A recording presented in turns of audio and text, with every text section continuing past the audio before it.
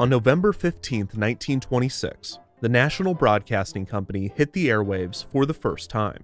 At this point, broadcast networks were still relatively new, and while impressive, the process was not without its issues. NBC's programming was broadcast from New York City, transmitted via telephone wire to 19 affiliate stations, and then sent via radio into the homes of listeners. A major difficulty was communication between the network headquarters and the affiliate stations. Some networks utilized two lines between parties, a telephone line that transmitted the programming, and a telegraph line that transmitted memos between employees.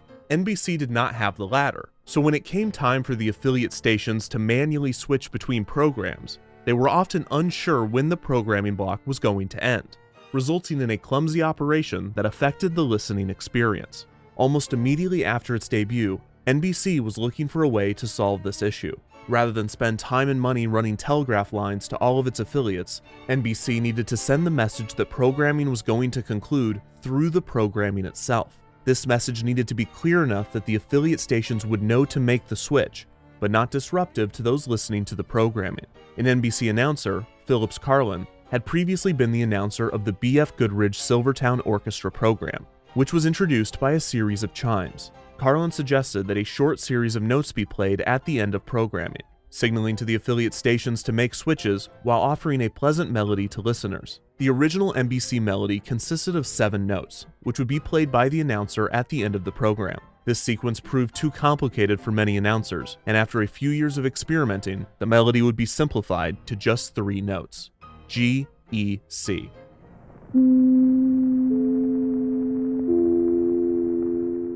While not the first musical network identifier put in place, the NBC chimes was the first to be recognized nationwide and was the first iconic sound signature in the United States. As more radio and eventually television networks entered the media landscape throughout the 20th century, many would try to create sound signatures of their own. Most often, the branding would only last a few years before being refreshed, and the sound signatures with the most longevity would often not be themes representing the network as a whole, but rather a specific programming block, such as a theme for news or sports. Still, there were a few network themes that became permanent. The NBC chimes are still used today, 90 years after being introduced. In 1984, Nickelodeon debuted a theme sung by jazz musician Eugene Pitt and produced by roots musician Tom Pompisello. Nickelodeon! This sound signature remains the network's theme and has been remixed countless times in the 40 years since being introduced. In 1993, HBO debuted the HBO Static Angel. The branding was created by a team led by HBO's head of production, Bruce Richmond, and the logo and short music cues still appear with HBO original programming nearly 3 decades later. The NBC chimes, the Nickelodeon mnemonic, and the HBO Static Angel are all iconic sound signatures, recognizable to generations of viewers. However, there is another network theme that fits this description, a theme that has been playing for 2 decades and has achieved an iconic status for generations as well. This is the Disney Channel theme. The theme comprises 4 notes. 4 notes that debuted in the early 2000s. 4 notes that dominated through the network's rise and peak in popularity. 4 notes that are still being used on the channel today. The Disney Channel theme was created by The Disney Channel theme was created by The Disney Channel theme was created by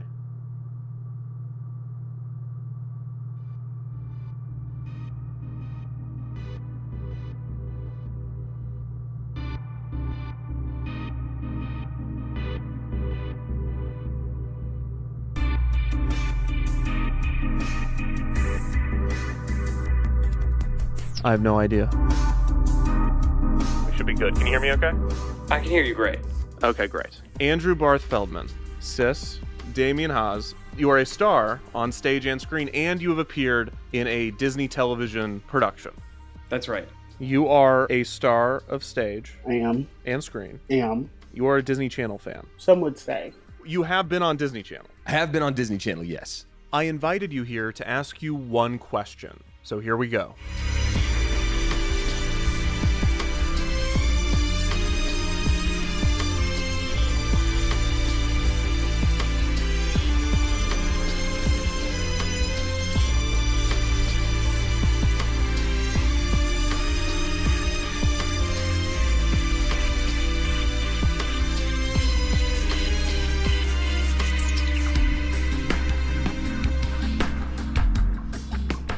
this is my question. Do you know the Disney Channel theme?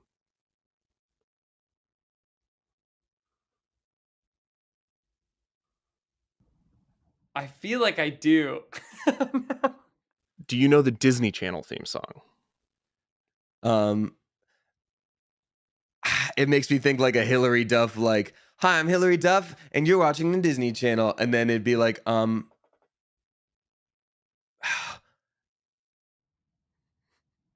it's hi, you're watching Disney Channel.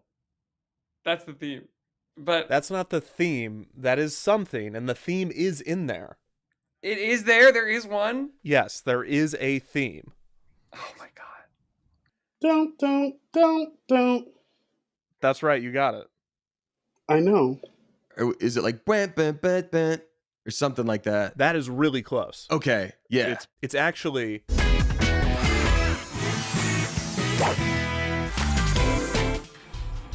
Yeah, of course. Isn't it weird that we don't know who wrote that theme? No. Okay. We don't know who wrote the Nickelodeon theme. Yes, we do. I don't. But you could know if you wanted. Sure, and I'm sure we could know if we wanted to know who wrote But the we Disney Channel can't. theme. Nobody Okay, knows. go. So what I'm going to try to do is a legitimate investigation Okay, where I try to figure out who wrote this theme. great. I'm catching you at such a crazy time in this journey that you're on. I can't wait to see where it goes.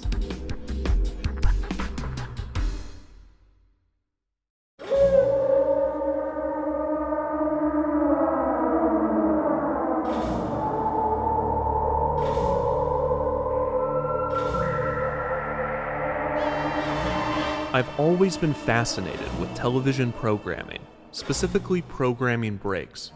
The content before, after, and in between shows. Not the commercials, but the bumpers, network identifications, and interstitial programming. It is a fascinating liminal space, full of subtle reassurances. Here's where you are, here is what you've been watching, and here's what's next. Don't leave. Don't go anywhere. Don't worry. We'll be right back. At the peak of television's popularity, these breaks even acted as extensions of the main content, to the point that, absent of this material, context is lost. You can watch an episode of Full House or Family Matters on DVD, but without the TGIF branding and interstitials, there's a key component to the viewing experience that is missing. You can watch All That or Clarissa Explains It All on streaming, but it is a fundamentally different experience removed from the SNCC branding.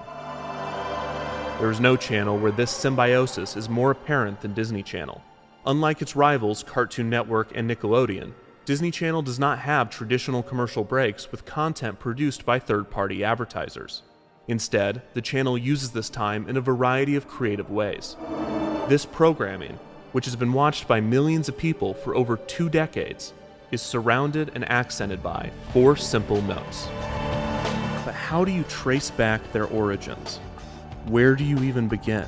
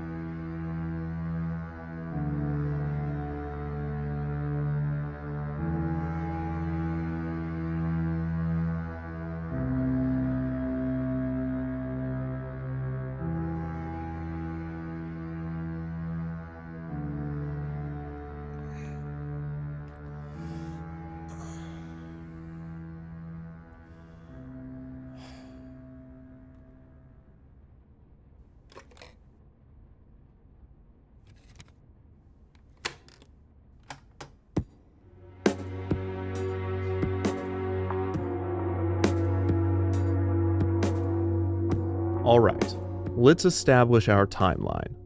On April 18, 1983, the Disney Channel debuted in the United States.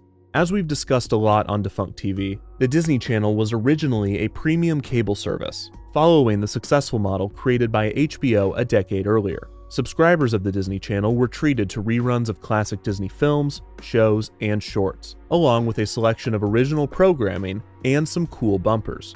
The Disney Channel logo featured Mickey's silhouette in front of a television with scan lines. This would often be accompanied by a Mickey-shaped satellite that became an icon of the channel in its early years. The channel did not have a dedicated theme when it debuted, so various instrumentals of Zippity Doo-Dah were used in the bumpers. The Disney Channel.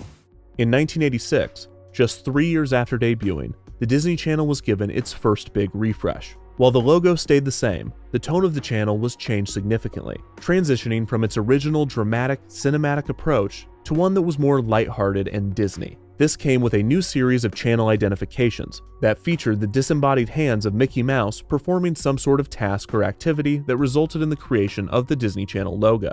These bumpers were brilliantly shot, visually stunning, and also a bit unsettling. There's something disturbing about only seeing Mickey's hands in puppet form and never hearing his voice. In one of these bumpers, Mickey goes into a photo booth, and you think surely this will be the one where we see his face, but no, the photos just come out smudged and blurred. Scary stuff. This bumper is also terrifying, but it's definitely on purpose this time. Mickey is having a nightmare in which his hand is being chased by a ghost, and then the Disney Channel logo itself. The hand then runs down a hallway made of the other bumpers, and all of those bumpers' hands begin to attack this bumper's hand. And one of the attacking bumpers is the bumper we're watching. The bumper ends with Mickey's alarm waking him up, which is a total cliche, but otherwise, the bumper is the best bumper.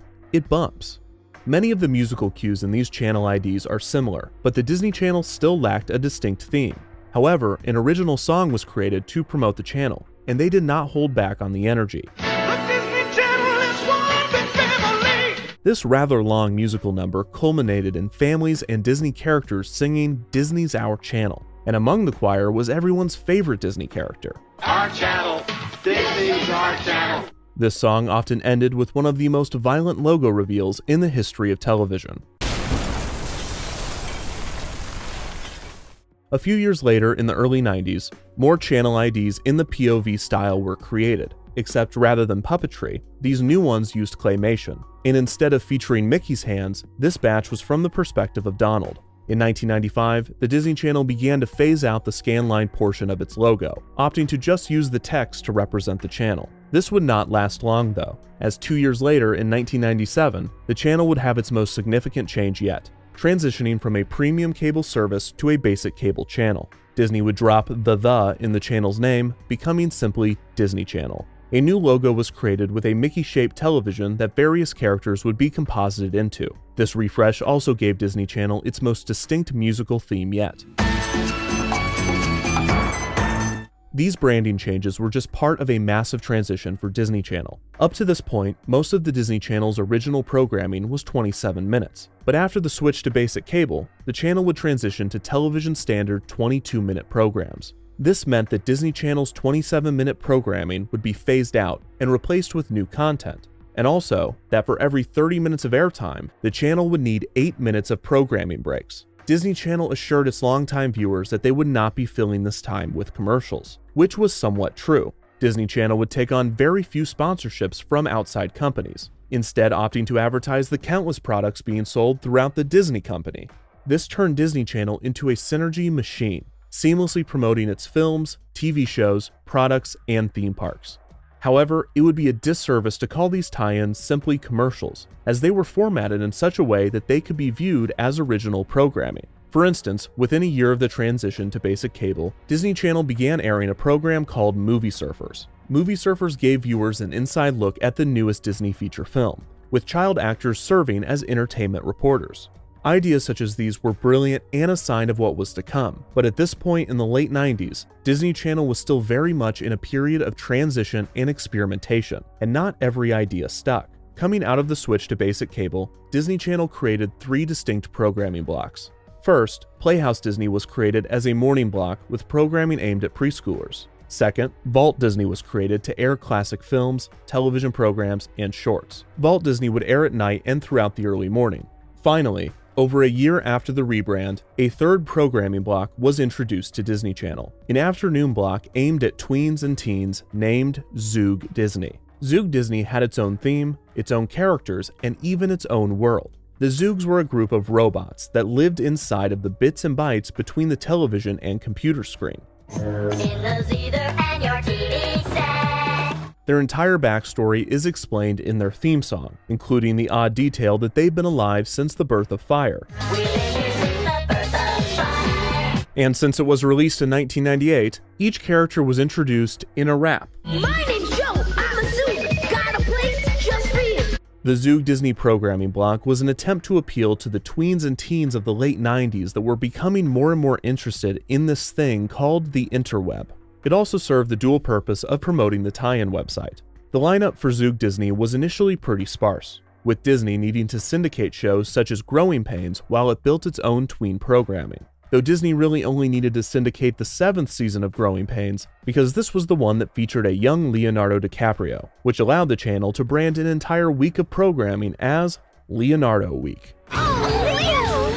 Yeah. In 2000, Disney Channel introduced a new variant of the 1997 logo, removing the characters in the middle and giving it a more modern, hip look.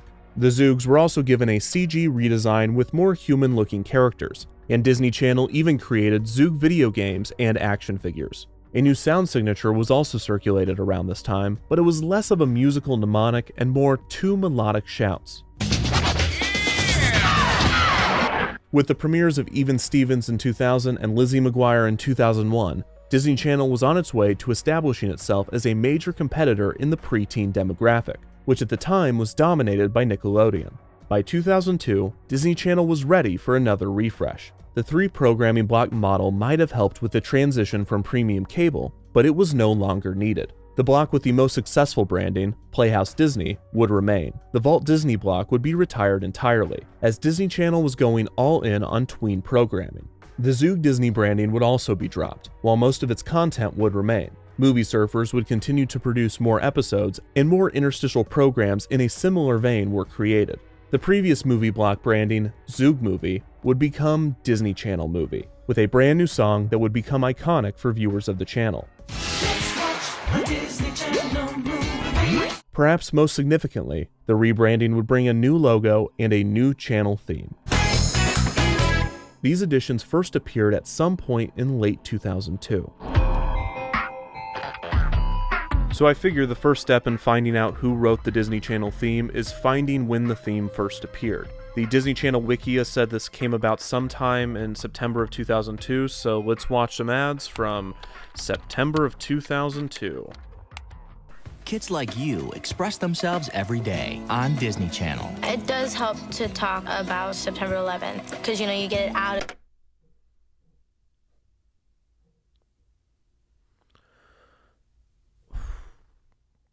you and you get to be heard. It was such a traumatic event that, how could you forget? If you had heard me last year, that's all I would have been talking about. It's definitely a healing process. Disney Channel. Express yourself. Oh, thank God. I really thought that was going to be the first appearance of the theme. This segment, this Express Yourself segment, I feel like I've seen something like this before, where the teen stars of the channel do these sit-downs, but usually it's about friends or the homework they pretend to do, but it's not about 9/11 usually. So after a bit more research, I found a lot more of these 9/11 PSAs, most of which were from right after the September 11th attacks in 2001, and these have been recirculated recently. About a year ago, there was a bunch of news stories looking back on these PSAs, but none of those look back on the ones that were a year later, which visually are a lot less patriotic, which makes the transition into talking about 9/11 far more jarring. Anyways. When you give, you get back a lot more. Check out Disney Adventures Magazine for all the details. You can make a difference. Kids can make a big difference. So this is still the old logo, and I haven't heard the new theme yet, but I also haven't seen any Zoog Disney branding. So in the timeline here, it seems this is after Zoog Disney was retired, but before the new assets went into circulation. I'll watch a few more from this batch just to make sure. Kids like you express themselves every day on Disney Channel. One of the positive sides of September 11th. Alright, that's enough of that. I don't think the theme is in this batch, so let's move on. One comment does say, it's awesome you got a September 2002 Disney Channel airing from before the retool/logo change. So that makes me optimistic that the wiki is right and that September 2002 is when we get the new logo. Not sure if that's when the theme's going to show up, though. Also, huge thank you to archivists that upload programming breaks. These are specifically from Southpaw Frizzle. I view it as legitimately important historical work. These are time capsules that could have easily been lost. That's the old theme. So this is still before the retool. Gosh darn it. Let's see if there's any of those Express Yourself ads in here. I think that kids should just be friends with their friends for who they are and not worry about where they came from or who their parents are. I agree. Treat someone differently just because of what someone else has done. A lot of my friends, they're treated differently because of the whole September 11 situation. Oh my gosh, I thought this was going to be a normal one. This was before Disney Channel's logo changed a few days later on October 7th, 2002 by CA Square. And then Evan's Media Archive says, nope, they changed it on September 30th, 2002. There's no way somebody uploaded something from September 30th, 2002, is there? Oh my gosh. This is September 30th, 2002, and that's the new Playhouse Disney logo down there. We're so close. Boy Meets World. Wait. After that, it's a twin thing. Wait. Sister. On Disney Channel. That was it. That was the 4-note mnemonic. We found it. So the new logo and 4-note theme debuted the week of September 30th, 2002, but we're still missing a key feature of the rebrand. I don't see any of the wand IDs. I don't see them drawing anything. The Disney Channel channel identification, or wand IDs as they are most often referred to, are a series of bumpers that feature a star of the channel stating their name and the program in which they appear, before uttering the classic line, "And you're watching Disney Channel." It's almost unnecessary to describe these bumpers, because they are by far the most iconic and recognizable aspect of Disney Channel that exists outside of the programming, and they are one of the most famous channel identifications in the history of television. For broadcast networks, channel IDs such as these are actually mandatory. Stations must air an identification during sign-on and sign-off, as well as every hour on the hour. This is station KMBC, Channel 9, Kansas City.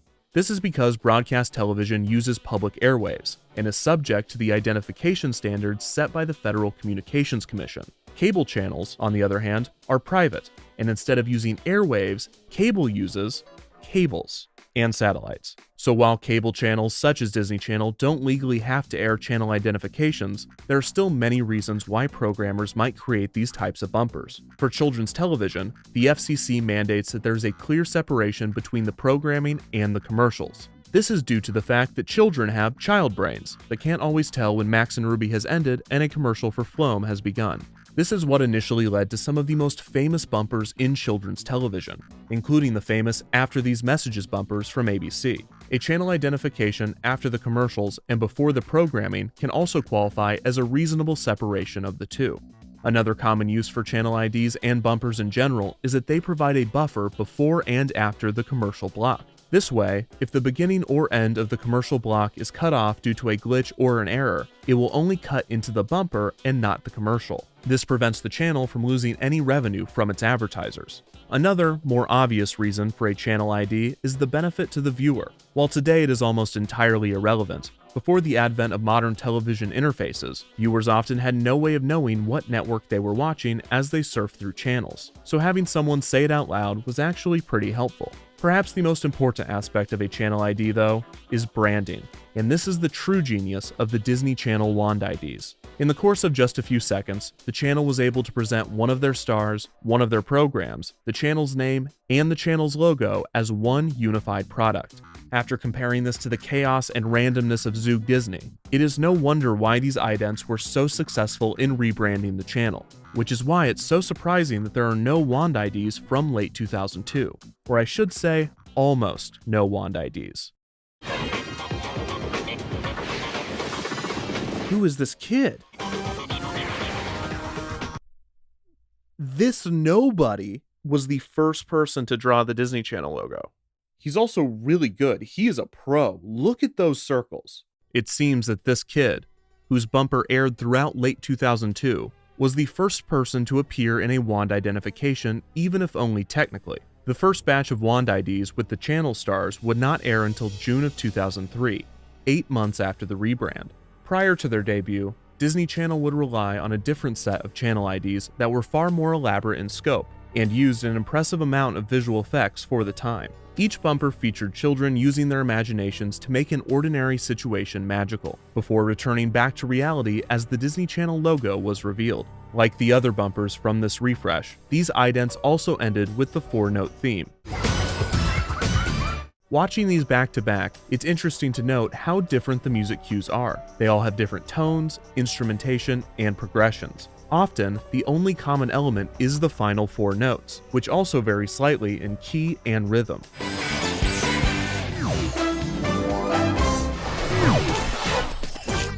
These imagination IDs would continue to air on the channel, albeit less often, after the introduction of the Wand IDs. The initial batch of Wand IDs featured such stars as Hilary Duff for Lizzie McGuire, Raven Simone for That's So Raven, and America Ferrera for the Disney Channel original movie Gotta Kick It Up. This batch also included 2 animated Wand IDs, one for animated Lizzie and another for Kim Possible, Ron Stoppable, and Rufus. It is hard to properly explain just how popular these bumpers were. It seemed that every child that watched the channel desperately wanted to do one. Me and my friend have glow sticks one day, and on the commercials you can see where they have those little glow sticks and they're going. And me and my friend like to play around. So like, I'm Selena, but we're watching Disney Channel. We like to draw it all the time. They never had you do a Wand ID despite you being on the channel.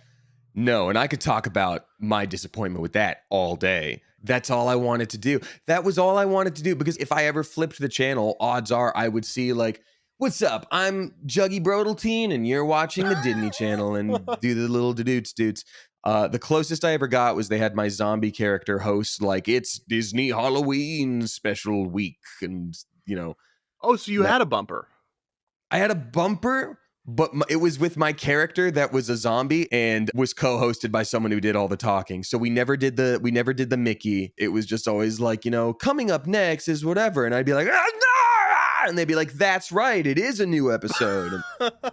These bumpers have remained relevant with Disney Channel fans old and new. In 2019, the Disney Now app debuted a feature that allowed users to make their own Wand IDs. And at the 2022 D23 Disney Fan Convention, there was even a photo op where you could pretend to do one. The Wand IDs have even found a broader legacy outside of just those that watch the channel, reaching the true indicator of cultural notability: memes. The original batch constantly circulates online, with fans editing the footage to display the stars' drawings more realistically, showcasing just how bad these actors are at drawing what appears to be a fairly simple logo. Returning to the initial batch that was aired on the channel, the clever editing around these awful drawings is evident. I think the worst one has to be Spencer Breslin, who even in the edited version is still noticeably off. But to be fair, he probably had other things on his mind. If you had heard me last year, that's all I would have been talking about. I had seen these edited versions a few times, but I just thought of something while revisiting them. Where did this footage come from? These are obviously outtakes and not taken from the original idents. Sure enough, I was able to find a few of these outtakes, and there are a few things that stood out to me.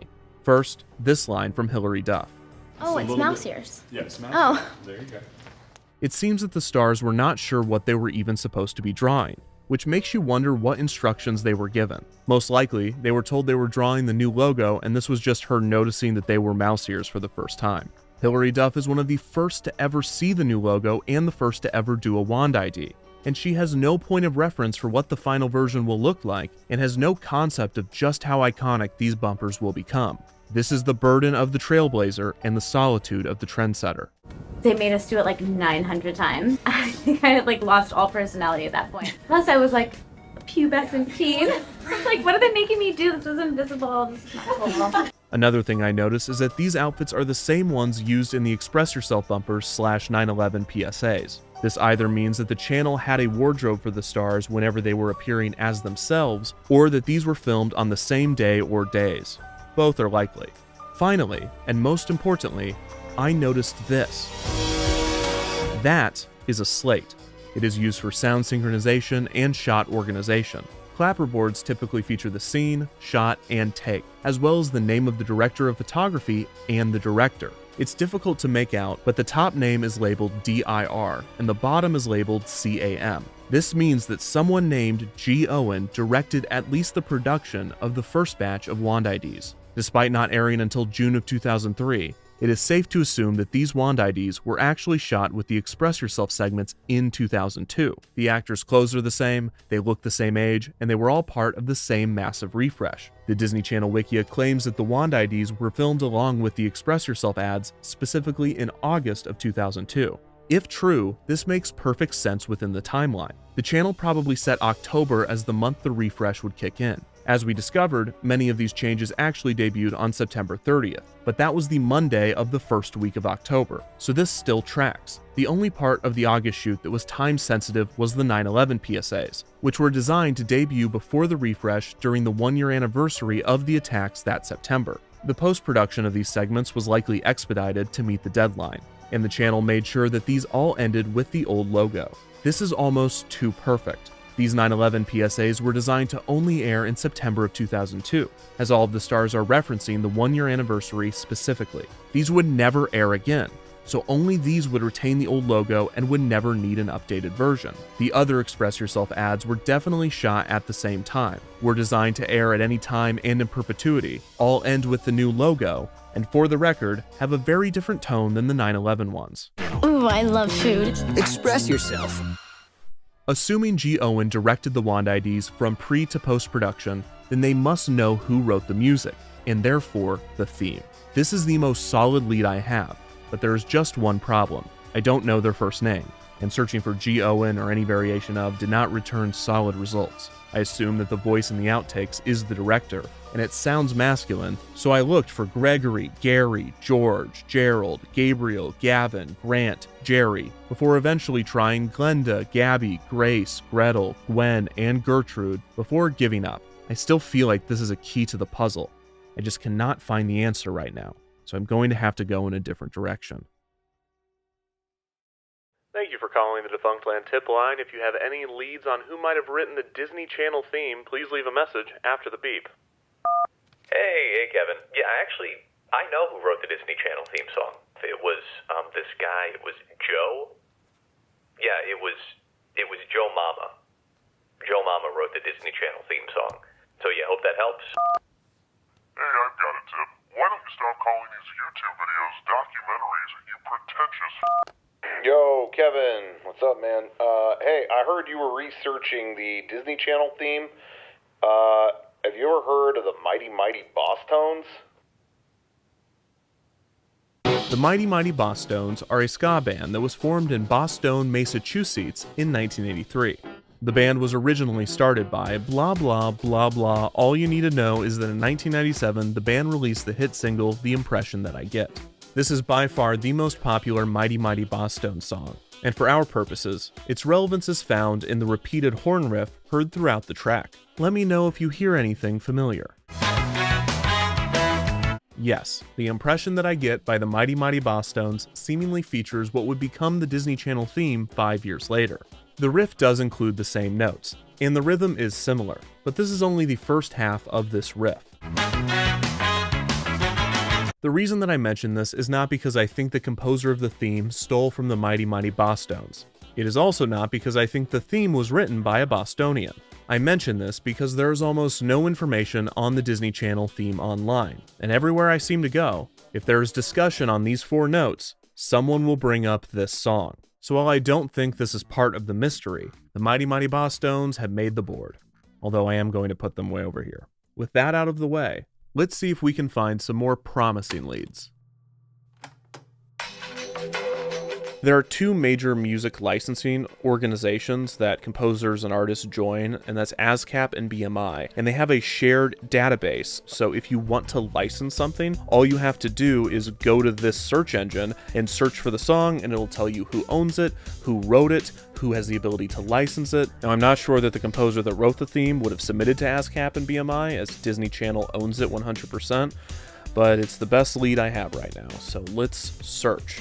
You can search by title, you can search by composer, you can search by publisher, but I'm just going to type in Disney Channel and see what happens. Whoa. There are 4 pages. There are so many compositions. There are 77 results. I thought we'd have no results. Now I'm thinking we have too many. Okay, let's see what they give us. Arnheider Theodore Linkfield. That's a great name. It just says Disney Channel. It doesn't tell you anything. It doesn't say the year. The composition is just titled Disney Channel. Okay, here's another one called Disney Channel. We have at least publishers this time. Disney Luft Raus. Is that German? Air Out. Air Out. Like Disney Channel. Is that what like a bumper's called? Like an air out? Okay, that's German Disney Channel. Okay, this is Japanese Disney Channel. Japan Central Music Limited. It's not Disney Channel 10th anniversary because that would have been 93 or something like that. David Norland is credited for writing at least half of these results. I mean, look at how many he made. But how do we verify that he wrote the theme?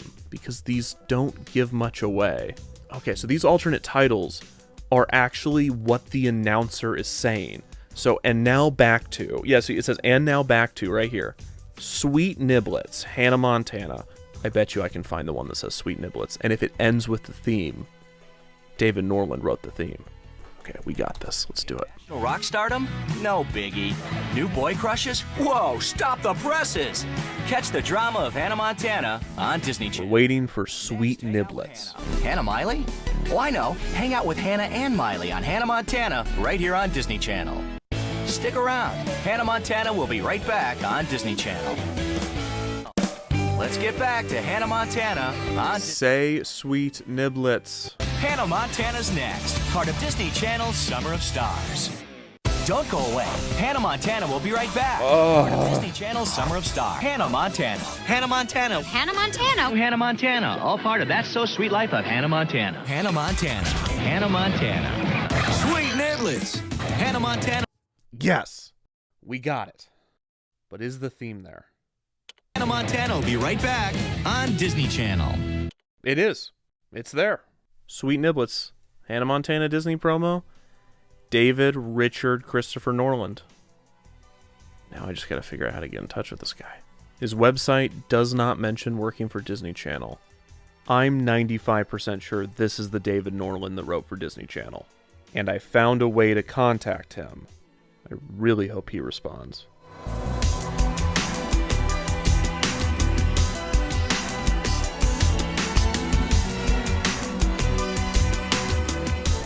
Good news. David Norland responded. Bad news, he did not write the Disney Channel theme. He started writing for the channel in 2007, so the mnemonic predated his involvement. However, I still asked if he would be willing to do an interview, because he wrote many instrumentals using the 4-note theme and he very well might know who wrote it. Another reason I'd love to speak with him is because he started writing for the channel in 2007. When I saw that year, 2 words immediately came to mind. Ribbon Era. A common practice among those who study and teach history is to separate long spans of time and large amounts of information into smaller, more digestible eras. But how does one go about breaking apart history? Sometimes it's more obvious than others. For instance, the history of China is most often told through its dynasties, and it is very clear when each dynasty begins and ends. Disney's film history has also famously been separated into eras, such as the Golden Age, Silver Age, and the most well-known, the Disney Renaissance. While most breakdowns of the Disney animation eras explain the historical reason for the change, I find that these eras are separated less by history and more by the quality of the films. Sometimes there is a historical reason for a dip in quality, such as the wartime era. But by the time you get to the post-Renaissance, the general reasoning for the distinction is, these are the less good ones. Except for the one that you love. That's my favorite too. So what about Disney Channel? How is its history separated by the fans that study it like the great epic that it is? Is it separated by TV shows, or what about the DCOMs? Surprisingly, the general consensus among fans is that Disney Channel history should be separated by the bumpers. This is not ahistorical, as each change in bumper design typically coincided with other significant changes to the channel in terms of branding and strategy. Still, the nomenclature is most often related to the style of the bumpers. The era from 1983 to 1997 is typically labeled Early Beginnings, because most Disney Channel fans consider the channel's 1997 rebranding as the true start to the channel as they know it. 1997 to 2002 is an obvious era, and is sometimes labeled the 3-block era, the Zoog Disney era, or the Mickey TV era. 2002 to 2007 is often referred to as the bounce era, for the way the logo bounces around the screen during the bumpers. In 2007, the channel was given another refresh, retaining many elements from the bounce era, with the main difference being updated music cues and bumpers that featured a ribbon twirling around the screen before forming the Disney Channel logo. This era is thus referred to as the ribbon era. In 2010, the bumpers were refreshed once again, now placing the classic logo inside of a rounded square. This was just after Disney Channel began the switch to high definition, allowing viewers to watch in a 16:9 aspect ratio. The original digital on-screen channel graphic, that little watermark in the corner of the screen, referred to as a network bug, was designed with the 4:3 aspect ratio in mind, and probably looked a bit awkward moved out to the far corner while still being attached to the bottom. The same could be said for pretty much all of the bumpers since 2002, as the classic logo hugs the left side of the screen in a way that would leave far too much empty space in a widescreen format. The new rounded square look was a compromise, maintaining the design of the old logo, but placing it in a square that could be centered on the screen or placed equidistant from the corner. I imagine this entire era of television was annoying for those making bumpers, because consumers were still making the transition to HD and channels were simulcasting in standard definition and high definition. This meant that you would need to make your bumper in 16:9, but none of the critical elements could be pushed to the side. This resulted in a product that when viewed in widescreen feels too centered, because rather than this box being the area for all of your titles, you actually have to put them in this box. This also made the wand IDs look a bit awkward in this era when broadcast in HD, but we did get to see the dog with a blog wand ID, and he drew that logo way better than those kids. Good boy. In 2014, the rounded square era ended, and Disney Channel fans lost the logo that had been a staple of the channel since 2002. The new logo removed the iconic Mickey ears, instead choosing to put ears on the dot of the eye in Disney. The wand IDs remained, with some major alterations. Instead of holding a giant glowing stick, the stars now held a wizard's wand. Instead of drawing the classic logo, the stars only drew the ears on the eye, and instead of being on a white background, the stars were placed in front of a generic location. In 2017, this changed to a colored background, and in 2018, the white background returned, as did the glow stick. These newer eras of Disney Channel have been separated into the glass or family era, the social media era, and most recently, the item age. Because there's items in the bumpers. We can work on that name, there's still time. So this leads to the obvious question. Which era is best? The answer is whichever era you watched as a kid. But if you looked at just pure popularity, then the Disney Channel peaked during the ribbon era in 2007. This was helped in large part by the premiere of High School Musical 2, which was watched by 17.24 million people. This broke the record not only for the most watched premiere of a Disney Channel original movie, but also the record for the most watched program premiere on cable ever. That's all of cable, ever.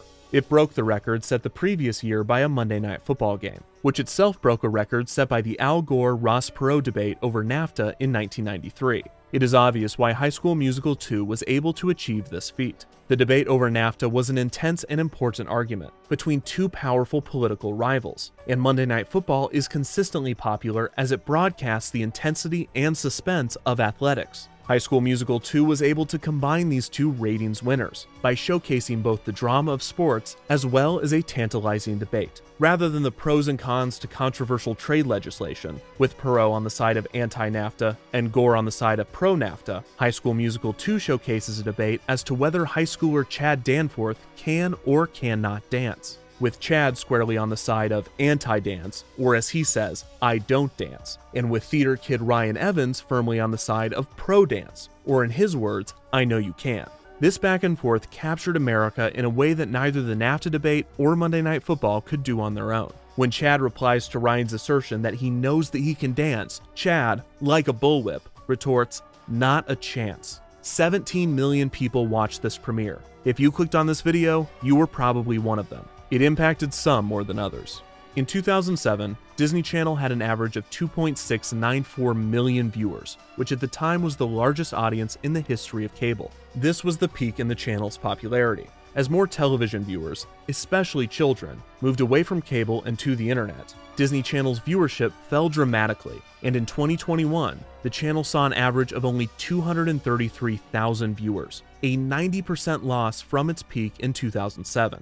2007. the year that the Disney Channel peaked in viewership, the year that Disney Channel entered the ribbon era, the year that Disney Channel hired a new composer to write music for their bumpers, a composer that just agreed to an interview. Hi, my name's David Norland. I'm a composer. I worked on the Disney Channel bumpers and IDs from around 2007 to around 2014. I've never been anything but a musician. I was educated classically up to the age of 11 or 12 when I discovered the electric guitar and took a hard left turn. I started doing work for various animation companies and production companies. I guess through word of mouth, I got a call from this guy one day who was at the time the creative director for a channel that doesn't exist anymore. It's a channel called SoapNet. SoapNet. SoapNet. SoapNet. The new way to watch soaps. He got me in to do the music, and we developed this relationship, and he moved on from there to become the creative director for Disney Channel. And when he went there in 2007, the very first thing he did was this big rebrand, and he hired me to do that, which was great. I'd made records for Disney artists before, and it was at a time when pop music, like in its purest, sugariest form, was really having another heyday. And suddenly Disney was sort of dominating. I guess what I was trying to do was to channel what I'd done for them in pop records and what was happening pop-wise at the time into the bumpers, so that it was really consistent with everything that Disney was doing at that point. What goes into a composition like that? What are you trying to do psychologically when writing, and what do you want the effect of it to have? First of all, you have to ask the question, what is a bumper for?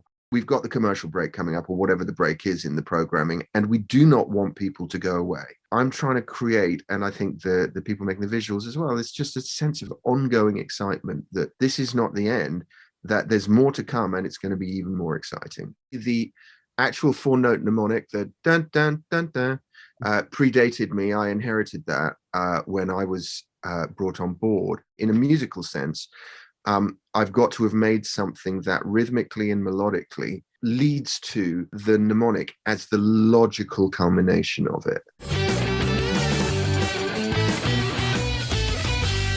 So with those 4 notes, did you compose all in the same key? Is it the same 4 notes, or is it the same steps? It's the same steps. It's the same intervals. So whether it's bum bum bum bum or bum bum bum bum, it's still. And so I composed in a lot of different keys. They're not particularly exotic keys. They're the kinds of keys that you would find pop music written in. I wonder if I could sit at the piano and illustrate this. Yeah, you can go bum bum bum bum. Would probably, to me, I would automatically think of that as bum bum bum bum, right? So F G C 4-5-1. But you could also do it the other way around. You could do bum bum bum bum, right? And do it 5-4-1, or you could do bum bum bum bum. So you could do an E dominant 7th to an F to a C, or you could do bum, bum, bum, bum, which is a little more kind of jazzy and old school and kind of musical. The basic rhythm is bum bum bum bum, right? But I think that I probably messed the rhythm around a little, moved it around a little bit in some circumstances as well, and probably went bump bump bum bum. Which is just rhythmically a slightly different way of voicing it. It's still the same intervals, but it says something ever so slightly different rhythmically. I want to ask you about some of the compositions specifically. I'll tell you my favorite. It was this wild, like,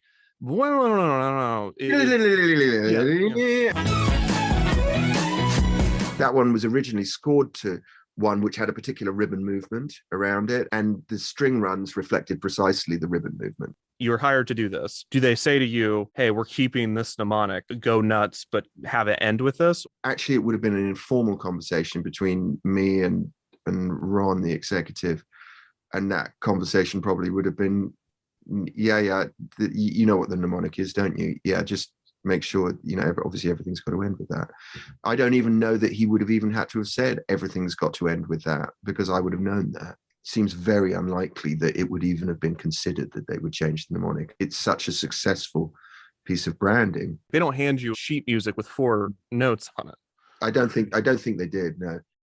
I think at a certain point with the Disney Junior one, which I had actually written, I think I did have to submit a piece of sheet music with these 4 notes on a stage. but I never received that for the Disney Channel thing. No, it was all very much just, well, you know what the mnemonic is, isn't it? And I have no idea who originally came up with it. As to your quest to find out who was the originator of it, I'd be quite interested to know as well, because in this sort of very narrow specialist realm of making music, you have to figure that that's one of the more successful things of all time in that realm. I was obviously disappointed that David did not know who wrote the Disney Channel theme, but while I was researching the history of the eras of the channel, I stumbled across the strongest lead I've had yet. Everyone knows Wikipedia, but there are countless other online encyclopedias that are created by fans, and these often skew more niche and specific. While researching the different eras, I stumbled across the Audiovisual Identity Database. It is bumper Wikipedia, and it is the most detailed source for Disney Channel idents that I've found. The people that contributed to this database left no stone unturned. They even go as far as to list the fonts that Disney Channel started using at this time. Not only that, but they also have an entire section dedicated to the music from this era. They describe it as several drum beats which segue into a ska punk theme with electric guitars and a horn section, the last 4 notes of which become Disney Channel's signature jingle. And then, you see this. Composed by Tonal Sound and Elias Associates. I don't know how they know this. I don't know if it's right, but this is the most solid lead I've had yet. Alright, let's find Tonal Sound Elias Associates. Here's Elias. Audio Identity. A pioneer in the discipline of audio branding. Alright, they have a reel. Let's watch their reel.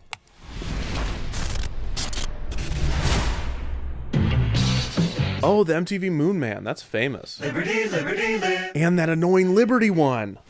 Yahoo! They made Yahoo? And Intel? And Honda? We are farmers. Bum, ba-dum, bum, bum, bum, bum. Man, you've got to be kidding me.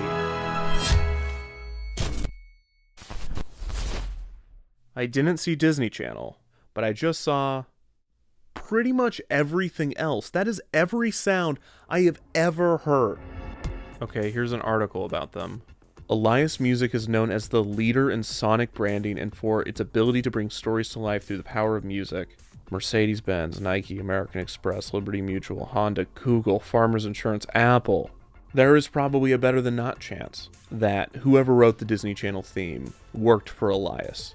Elias just happens to be the most popular music company for jingles and sonic branding in the world. This company has to have at least 10, maybe 20 composers at a time, maybe 100 composers. Well, it's not a good sign when I Google Elias Music Disney Channel jingle and the first thing to come up with any sort of relevance is the Audiovisual Identity Database.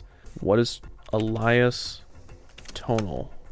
Again, first relevant result, the Audiovisual Identity Database, where we found the information in the first place.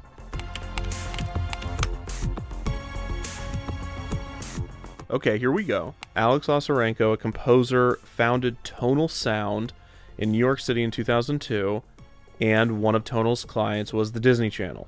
And here's a link to their website. Okay, Tonal Sound does not exist anymore. Let's search for Tonal Sound Alex Osarenko. Oh no, I think that's an obituary. Yeah, he passed away 2 years ago. Man. Alex Osarenko was my creative director for over 10 years during our shared time at Elias Arts. So it seems that Alex Osarenko moved from Elias to Tonal in 2002 when the Disney Channel stuff was being written, which might be why both companies are credited here. And I just keep seeing the tonalsound.com. Gosh darn it. Oh wait, the Wayback Machine. We don't have anything from 2002, but we do have stuff from 2003. Look at this old website.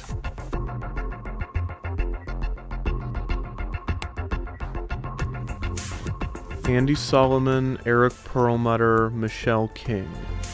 Andy Solomon is the VP of Operations at Definition 6, and he worked for Elias Arts and Tonal Sound. Andy's a producer. Let's look for Eric Perlmutter. Type in Eric Perlmutter Disney Channel. Oh my god. Disney Channel movie open intro 2002 old version. It can't be. It is! Oh my gosh. And this is Eric's company. He's crediting himself for writing it. This doesn't mean he wrote the theme, but the fact that we know that he at least wrote Let's Watch a Disney Channel Movie, that's a win. I needed that. So our initial lead from the audiovisual identity database was Elias Associates and Tonal Sound. Through our research, we found that Alex Lazarenko was a creative director at both, started at Elias and then founded Tonal. We also found that he has unfortunately passed away. We know this because another composer, Fritz Dottie, wrote a tribute to Alex, in which he claims that both Alex and him worked at Elias at the same time. This means that Fritz is also on the suspect list. Through the Archive Tonal website, we found mention of Andy Solomon and Eric Perlmutter. Andy was a producer, but Eric was definitely a composer, because through Eric's own website, we learned that he wrote the classic Let's Watch a Disney Channel Movie opening song. After digesting all of this evidence, I am now confident that Eric Perlmutter, while working at Tonal Sound, wrote the Disney Channel theme in 2002. Did you write the Disney Channel theme? Didn't, no. Do you know who wrote the Disney Channel theme? No, I don't. I still don't. Okay, what did you do for Disney Channel? So for the Disney Channel, I wrote a whole bunch of little bumpers, and then I actually did the music for Disney Channel Movie, which was sort of separate from all that identity stuff. And yeah, it turns out that people loved that. Were you given the lyrics, or did you write those lyrics? Let's start a Disney Channel movie. Is there any other lyrics? No, let's watch a Disney Channel movie. We're gonna watch. And that's it. That's it. I don't know where I found the lyrics. They just came to you. To put that into the world, but yeah, it happened. Wait, so you didn't write the theme, but you wrote with the theme? Yes, so we would have the theme, mostly for those. We just had so much fun with them that I think it was easy in that respect because they're so short. There's not really much time to make a statement. So the challenge was always find the essence of that 5-second little bit.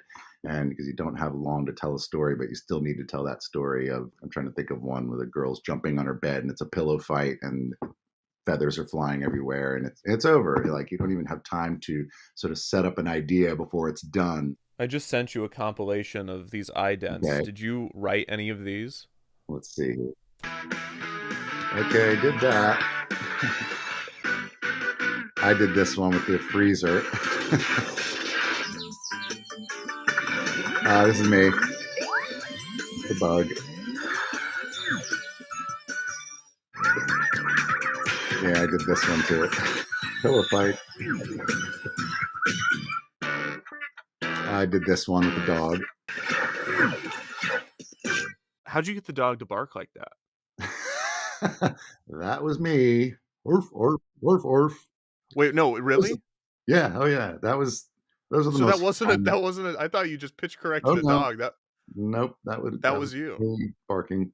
I think it's a misconception oftentimes with people who hear composer and you think about a guy with a feathered pencil writing, sheet music out of his mind, but most of the time it's just somebody on a keyboard coming up and recording in real time as they're creating and putting it all together at the same time.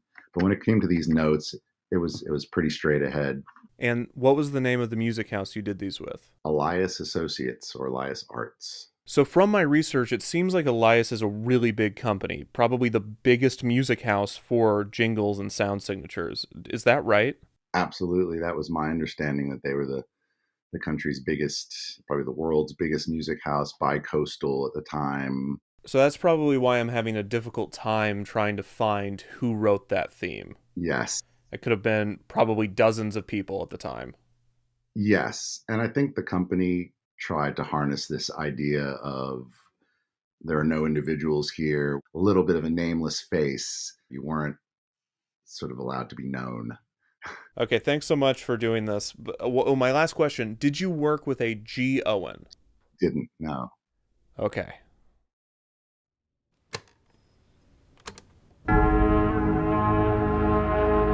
I'm actually having a lot of trouble finding who wrote this. When you create for Disney, it's Disney's. So Disney wrote the Disney Channel theme.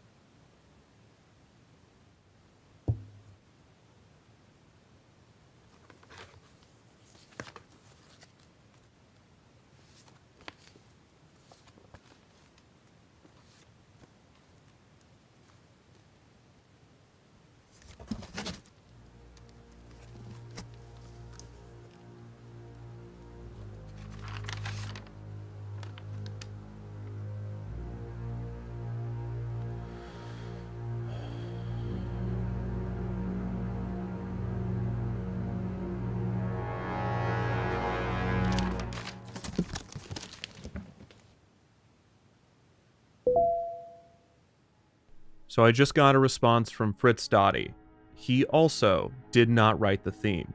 He said that if anybody were to know, it would be Alex Lazarenko, and we unfortunately cannot ask him. It's been a few weeks now of no progress, so I think it's time to admit that the trail has gone cold. I've reached out to as many relevant people as I can find, most of whom did not respond, and those that did told me that they did not write the theme and have no idea who did. There is one more thing I can try, a last resort, and that is releasing the video. I've always known this was my break glass in case of emergency. If I stop the video here and release it, someone out there watching must know who wrote this theme, or know someone who knows, or at the very least know who G. Owen is. I know it's anticlimactic, but I'm out of options. This is officially a cold case, which means there's only one thing left to do. It's really not surprising that I've come up short. Bumpers, idents, interstitials, they are designed to be seamless. They are not meant to stand out. Why would their creators be any different? Maybe I'm just making excuses. From the moment I started this investigation, I had an ending in mind. I thought it would be under more triumphant circumstances, but I hope it still plays well in defeat. And if I'm being honest, I just really want to do this, so please indulge me. I'm Kevin Perger, and you're watching Disney Channel.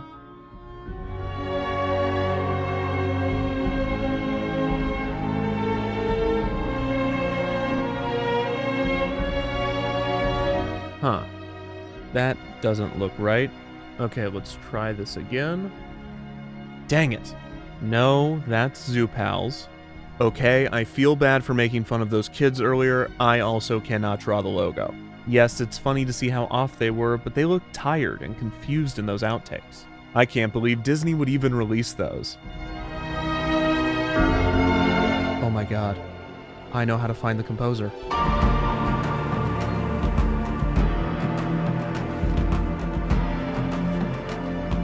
Okay, so I just had a revelation. Who released the footage of the kids doing the wand IDs? Because these are not funny bloopers. This is not a gag reel that would be included on a DVD.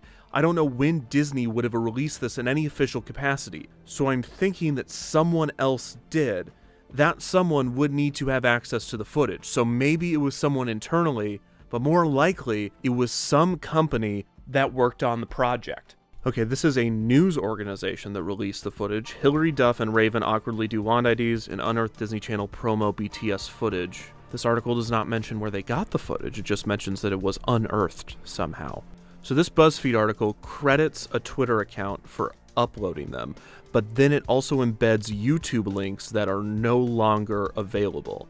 Here's a Pop Crush article.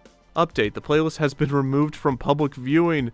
Who uploaded the playlist? So what if I YouTube the playlist? Nothing. What if I Google the playlist? Nothing. What if I just do this? We're getting somewhere. Oh my gosh. Last month, Atlanta edit boutique Guillotine Post released some exclusive throwback videos on YouTube from some post-production work they did on the iconic Disney Channel Wand IDs in 2002. Here's Guillotine Post. They don't credit themselves for doing any Disney Channel stuff. This is Guillotine is a digital boutique in Midtown Atlanta. Oh my god. Glenn Owen. No, go back. Glenn Owen. That's G. Owen. That has to be G. Owen. State Line Films. Glenn Owen worked for Disney Channel. What is this? It's one of the 9/11 PSAs! The editor worked for director Glenn Owen. That is G. Owen. For Andrea Taylor at Disney Channel. Here's Andrea Taylor, Senior Vice President on Air, Disney Channel, Toon Disney, and SoapNet. Hey, that's the new way to watch soaps.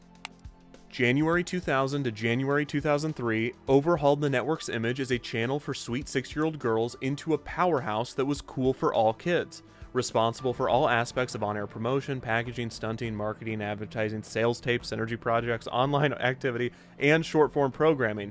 Everything except the shows. That's what this video's about. She has to know who wrote the theme. I really hope she responds to her inbox.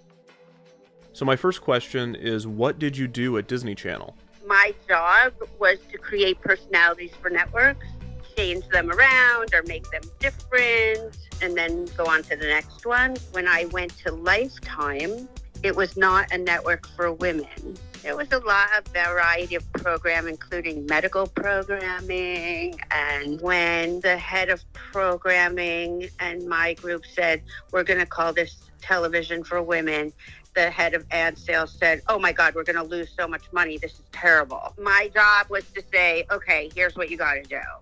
Early in my career, I've been the associate creative director for sports promotion at TNT, and Andrea was the creative director there. And so when she started working at Disney, she continued to use me to direct and produce their promotional work. She used Patrick McDonough a lot. He was amazing. Patrick is great. I mean, he's designed so many networks. I had been working mostly in sports. Andrea Taylor, who we did a redesign for Comedy Central. She then went to TNT. We did a redesign for TNT. Andrea went to Disney. That's how we started to get involved with the Disney brand and the Disney Channel movies, the Wand IDs. I was recruited from TNT to go to Disney to turn it from a network that was two things. They had a younger section that was like Bear in the Big Blue House. And then there was 6-year-old girly stuff. The goal was to turn it into a tween sensation. We knew that that's where Disney Channel could fit in and win and be amazing. It meant changing the programming, but that would take a little longer. But as you know, Disney didn't have commercials. So you had 40 minutes an hour of programming, and then I had 20 minutes an hour to fill. And a lot of that was really clever synergy programming. Were you told by someone higher up what you needed to promote? There was a meeting every week where there was a big, humongous conference room table where everyone would announce what they were doing that week, like to cross-promote.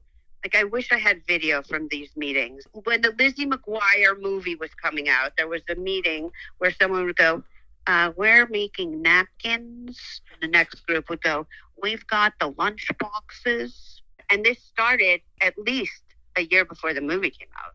I started selling you stuff about Finding Nemo a year and a half before Nemo came out. I think we called them fishy facts. And it was all stuff to get kids interested in fish, so that when it came out, you liked fish. And these kids were like, this is perfect because I'm already into fish coincidentally. Uh-huh. But it was not a coincidence. No. Okay, that's a little sinister. Mm-hmm. What is a network personality?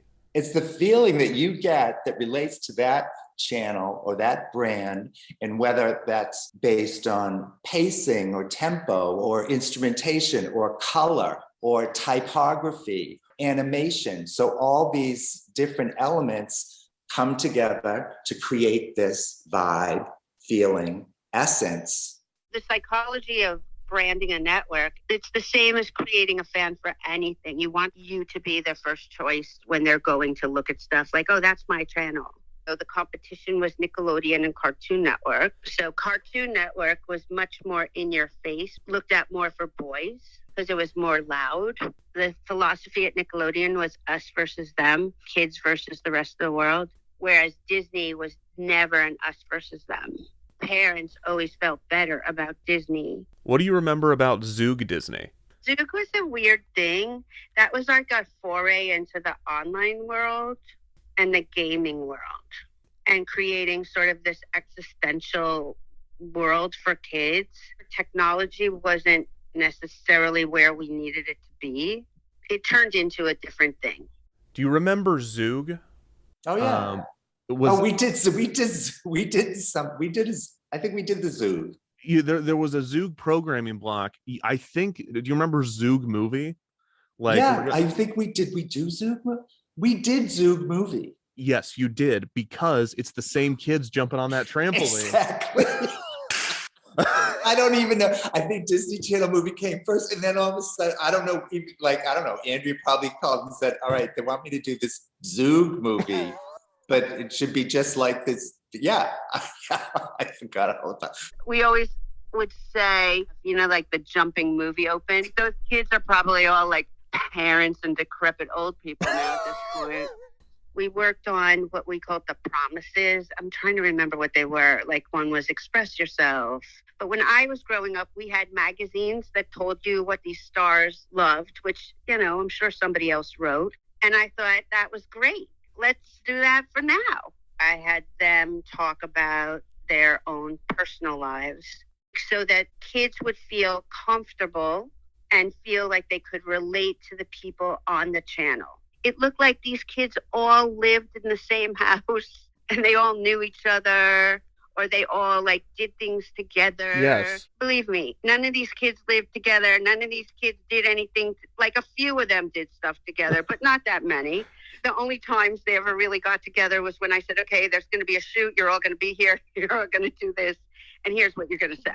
They would watch Lizzie McGuire, and they didn't watch Tom Cruise and think he was amazing. They did think that she was more of a big thing to them. So the fact that they could get an insight into what all these stars felt about their mother or their brother was a bigger deal. That was their only path to that info. And the weirdest thing that happened was then they became the most famous people in the world. Was that weird to see? Were you like, whoops? I know, it's pretty funny. What was the vibe? I mean, it was poppy. What was it? What could you describe it for Fun. Disney Channel? Fun. Fun, and kind of magic. I mean, it makes me think about what the scenario of the kids in the cafeteria line, grays and neutrals and drab to in comes the Disney logo, and it's glitter and candy and pink and everything, delicious and syrupy. They were just these fun, funny little stories that were incredibly complicated and time-consuming to produce. Elio Hensley and I had come up with the wand idea because we loved Tinkerbell. The wand thing came during lunch or so, because we had the Disney Channel logo, so that's where the wand came from. It was very hard for the stars to understand what the hell we were doing, because remember, they were literally holding a stick.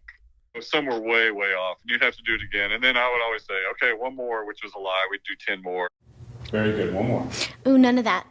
They got tired of me fast, I'm sure. Just another annoying thing we're having them do on their day off. What were the wand IDs shot around the same production of some of the Express Yourself? It would be like a Lazy Susan. You know, we would do the interview, then we'd have different B-roll sets. We'd have like that B-roll set where we have the strands of different colored plastic. So we would bounce them around and get B-roll on these different sets. And that would be one of the stops through their little, promo journey. Okay, so all these iconic, classic, recognizable things for generations of children were in the same room. Correct. Not only were they shot at the same time or the same production, they were probably shot within 30 minutes of each other. 100%. So the big question I've been asking throughout all of this research, and the question that I really hope you have an answer to, is who wrote the Disney Channel theme, that 4-note mnemonic that started appearing when you were redesigning the channel? Do you have any idea who could have written that? I worked with a guy, Alex Lazarenko, who is not alive anymore. He worked at a company called Tonal. He created that sound. I had worked with him for a long time. Like, I'd worked with him at TNT. I'd worked with him at Comedy Central. So that 4-note mnemonic, that was definitely Alex Lazarenko. Yeah, it was Alex. Do you remember anything from the production when he was writing the theme? He probably did it in like a day or two. It's like things came to him. He's amazing. I mean, he probably wouldn't have said he wrote it in a day. He probably would have said, I struggled over it for months. Do you know anyone else that would have known Alex or that would have been around for the production of these tracks specifically? I'm sure, I could probably get you to the producer. I'm trying to think of the name. Now I can't remember his name, who was the producer on it. Andy Solomon? Andy Solomon, that's who produced it. Hi, I'm Andy Solomon, VP of Operations for Definition 6, formerly for Elias Arts and Tonal. So when you started at Elias, is that when you met Alex? Yeah, right away when I started at Elias. I started as a producer, so he was the creative director on all the jobs. I assumed it wasn't Alex because he was always listed as creative director, executive, owner, eventually with Tonal.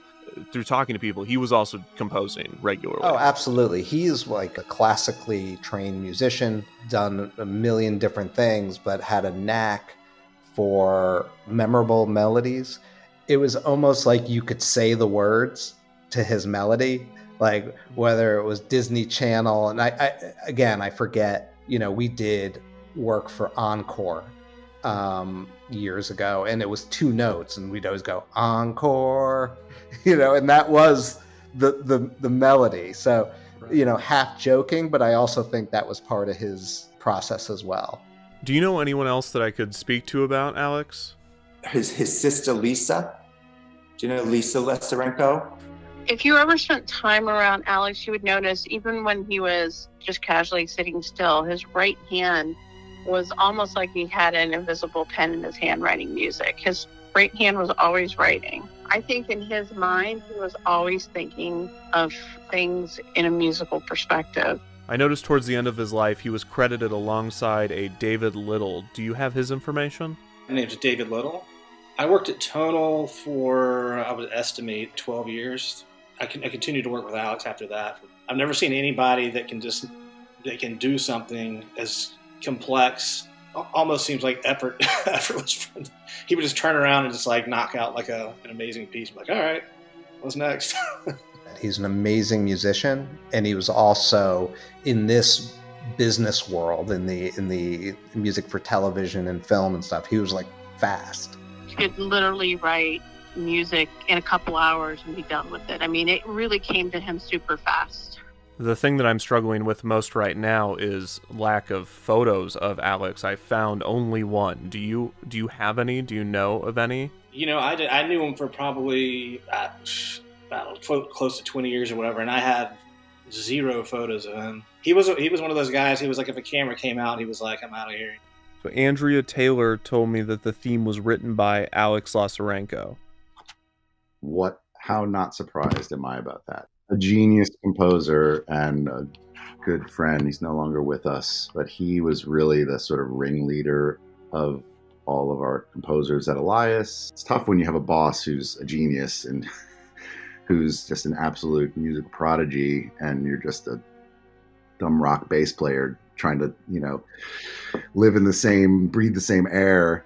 as him as a young person. It was incredibly intimidating, and hugely inspiring, and he was a great leader and boss as well. He was wonderful, loving, funny, so talented, so incredibly talented that it just was like nothing to him. He could, you know, and being in his presence, especially while he was working, when, you know, I can remember, I'm going to get I feel like I'm getting a little emotional right now, but those sessions where you would just show up at his studio and Alex would sit at the piano and just kind of go up. For TNT, I mean, we conducted orchestras to do things, and it was just amazing to watch him work. And then for this, you know, here he is doing pop music, like the same head.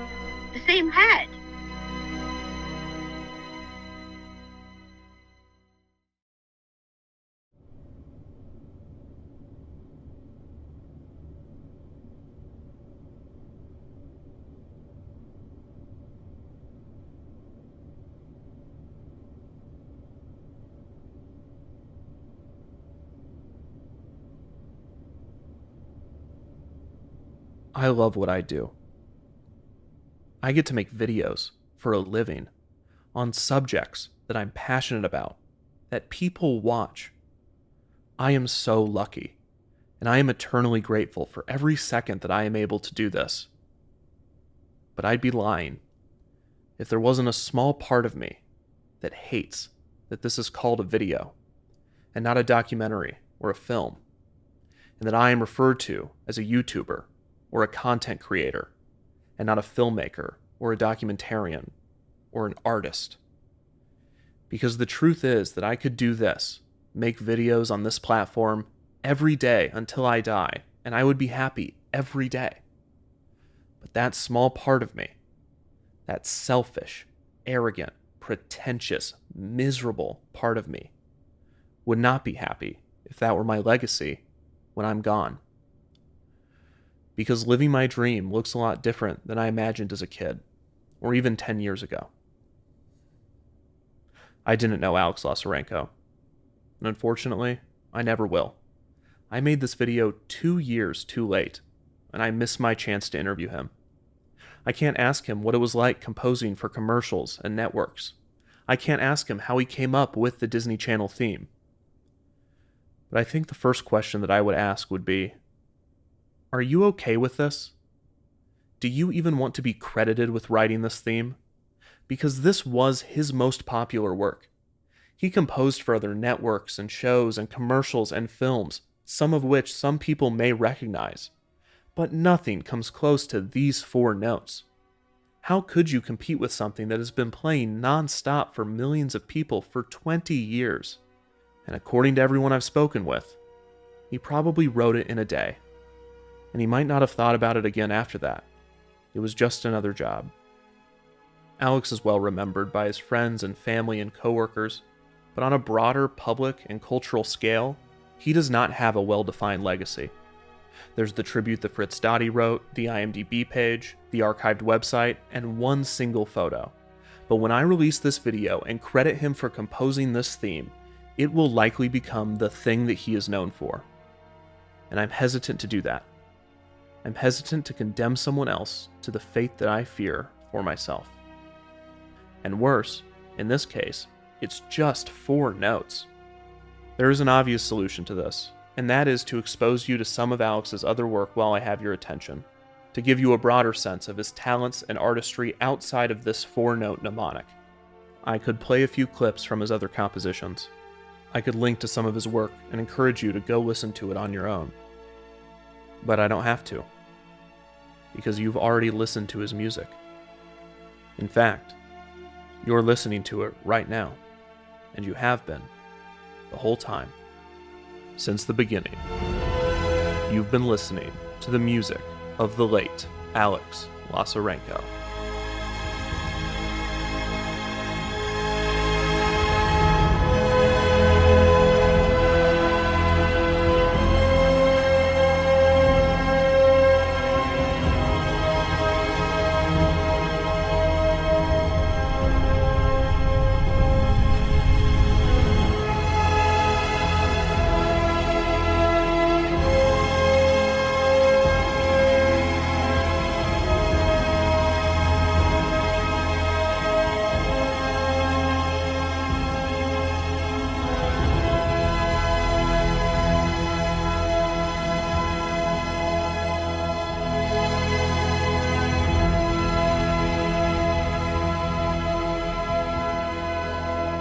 Do you ever think about your legacy as an artist at all?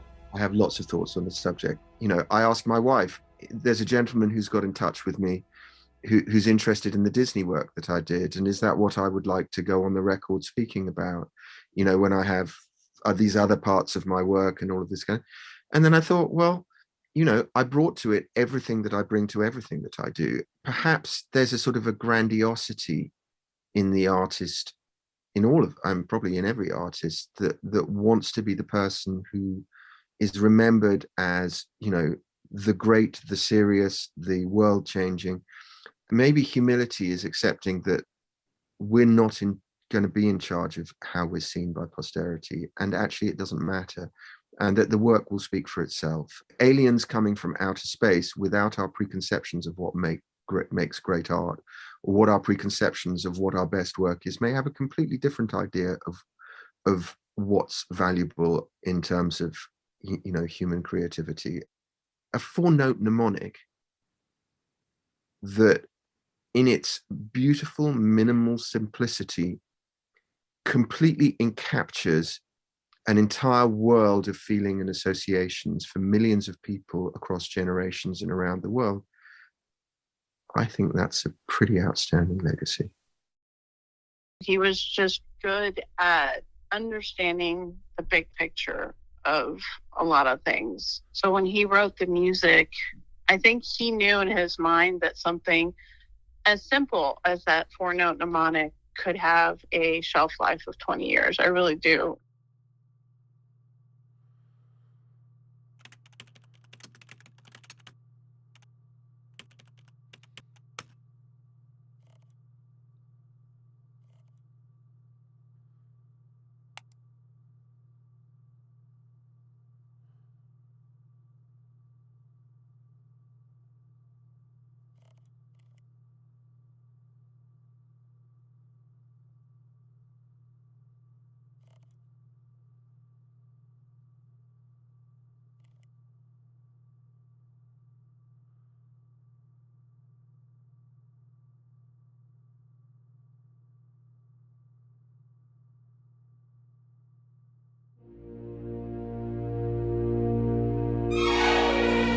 I have always been fascinated with programming breaks, bumpers, network identifications, and interstitial programming.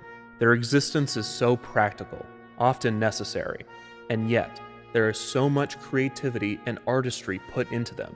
It's confounding.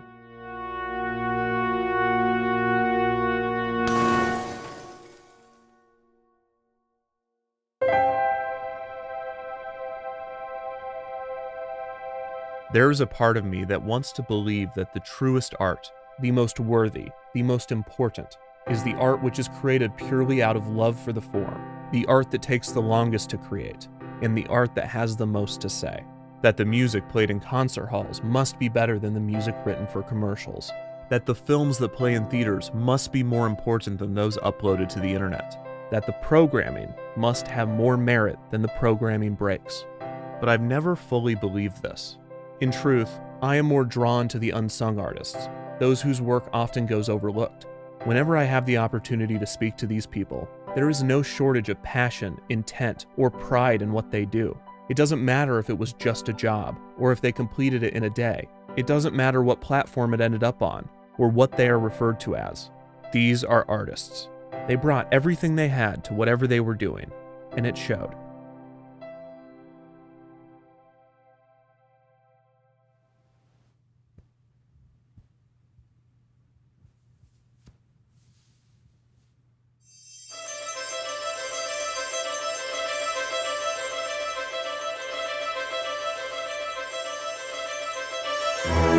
In the end, the production of a work is only half of the process, and maybe all that matters is that someone, somewhere, got something from whatever you created. And in the case of the Disney Channel mnemonic, that is indisputable. In the minds of thousands, if not millions of people, this music evokes feelings and memories, often long lost. This sound has the ability to bring back anything from the feel of carpet to the color of walls. It could return one's mind to a happy childhood, or represent a safe reprieve from a difficult one. It could be a symbol of a relationship with a sibling, or a parent, or a friend. It could even inspire future artists. All from a sound. Any one of us, artist or otherwise, would be fortunate, blessed even, to be remembered for a single note. So what a monumental achievement it is to be remembered for 4.